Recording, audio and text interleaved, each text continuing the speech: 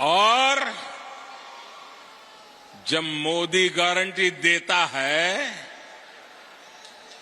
जब मोदी गारंटी देता है, जब भाजपा गारंटी देती है, तो वो जमीन पर उतरती है, घर घर पहुंचती है, हर लाभार्थी तक पहुंचती है। याद रखिएगा, याद रखेंगे, याद रखेंगे, याद रखिएगा, मोदी यानी हर गारंटी पूरी होने की गारंटी।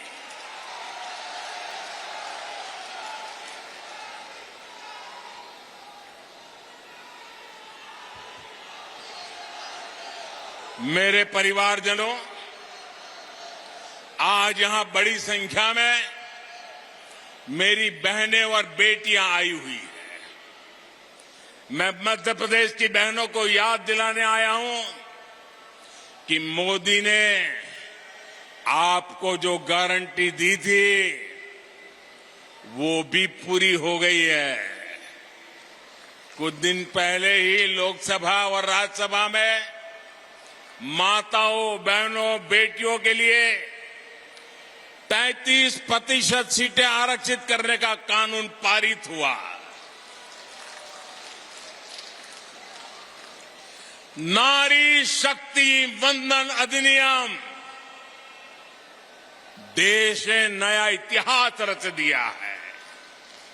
दशक से देश की माताएं, बहनें इसका इंतजार कर रही थी,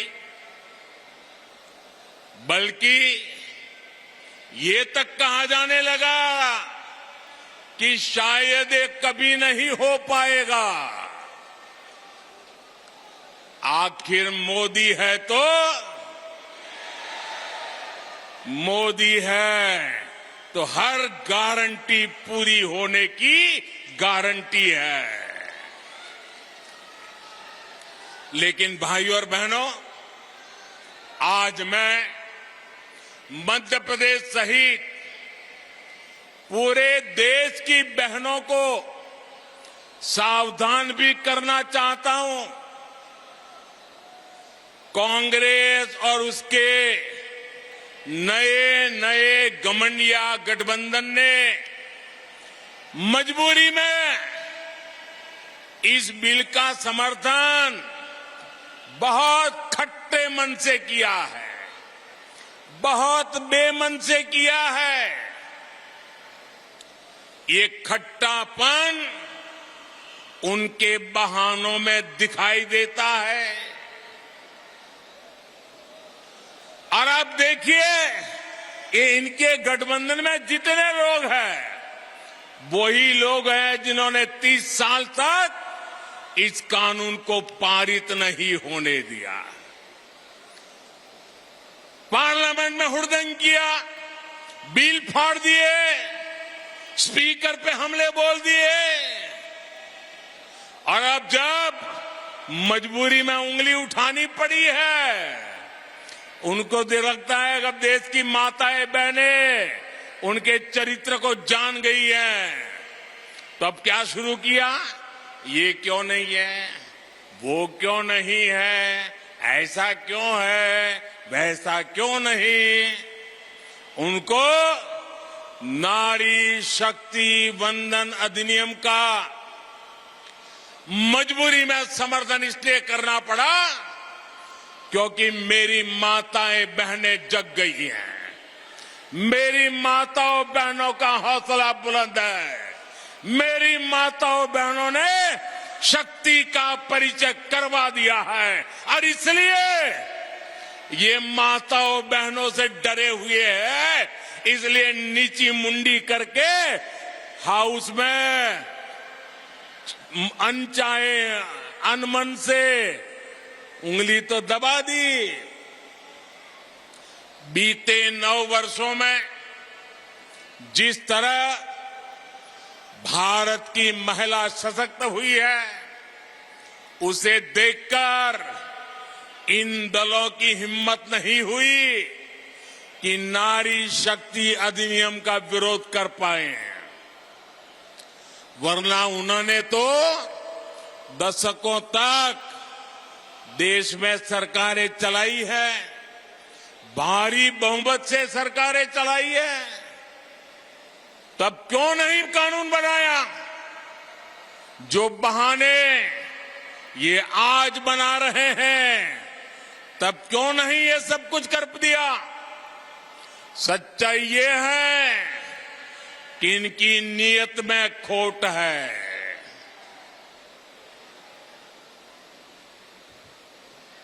इसलिए मौका मिलते ही, मेरी माताएं बहनें मेरे शब्द याद रखना, मौका मिलते ही एक घमंडिया गठबंधन के लोग माताओं बहनों को धोखा देने का तय करके बैठे हैं, तैयार बैठे हैं।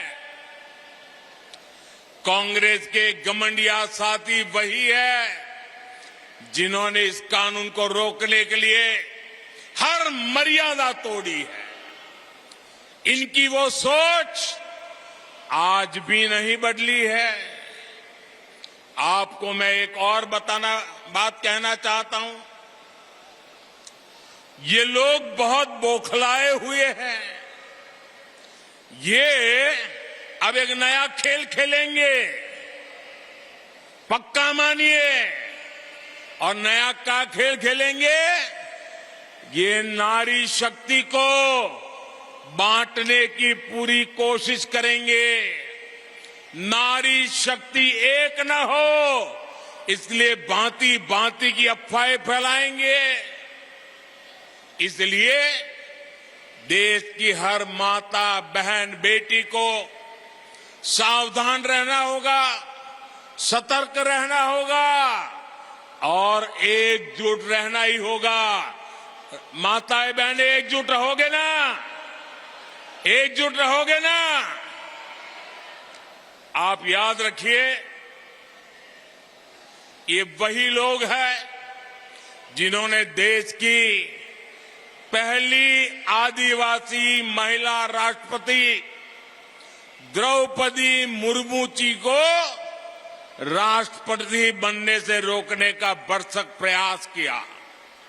ये लोग बार बार उनको अपमानित करने का प्रयास करते हैं। ये वही लोग हैं जिन्होंने देश की सेनाओं के अग्रिम मोर्चों में बेटियों की एंट्री को रोक कर रखा था। अगर इनकी नीयत ठीक होती तो वो क्या मोदी को करोड़ों बहनों के नाम पक्के घर करने देते और मुझे काम करना पड़ता? उनकी नीयत ठीक नहीं थी। आज वो काम मुझे करना पड़ रहा है। आजादी के इतने सालों के बाद करना पड़ रहा है। इनको नहीं दिखता था कि सब कुछ पुरुष के नाम पर है, महिलाओं के नाम पर कुछ नहीं। अगर इनकी नीयत महिला हित की होती तो क्या मोदी को आकर के करोड़ों टॉयलेट बनाने पड़ते? क्या टॉयलेट नहीं बना सकते थे लोग? वो काम भी मुझे करना पड़ा। उनकी नीयत में खोट थी। अंधेरे का इंतजार करती माताओं बहनों को देखकर इनकी आंखों में क्यों पानी नहीं आता था? इनकी नीयत ठीक होती तो बहनों को धुएं में जीने को मजबूर होना न पड़ता। करोड़ों बहनों तक गैस सिलेंडर पहुंचाने की मेहनत मोदी को क्यों करनी पड़ी? ये महिलाओं के हितैषी होते तो महिलाओं को पानी की बूंद बूंद के लिए दशकों तक तरसा कर ना रखते। साथियों, ये महिलाओं के हित में काम करते तो मोदी को आकर आयुष्मान योजना के तहत मुफ्त इलाज की व्यवस्था ना करनी पड़ती। ये अगर महिला हितैषी होते तो हमें बेटियों को बचाने और उन्हें पढ़ाने के लिए आवाज ना उठानी पड़ती। इन्होंने तो महिलाओं को बैंकों से भी दूर रखा।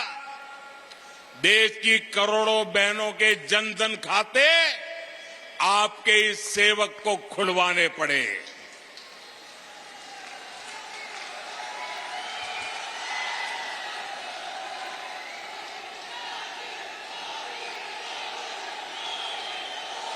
हमारी कोशिश यही थी कि बहनों की समृद्धि का रास्ता खुले, बेटियां अपने पैरों पर खड़ी हो सके।